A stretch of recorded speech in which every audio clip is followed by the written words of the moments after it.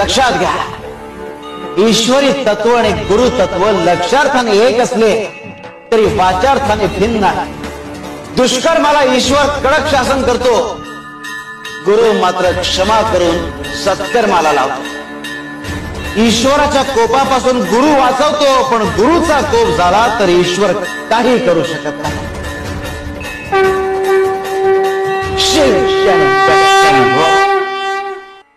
अरे आम्ही मनात आहोत, तरी सुद्धा काही काळ आमचं दूर असणं तुम्हाला सहन होत नाही. कसं होणार रे तुमचं? किती प्रेम करतात आमच्यावर. अरे पण आम्ही जगाचा संसार मांडलाय, आम्हाला सगळ्यांसाठीच धावायला हवं. शिव शंकर, नमामि शंकर, शिवशंकर शंभो.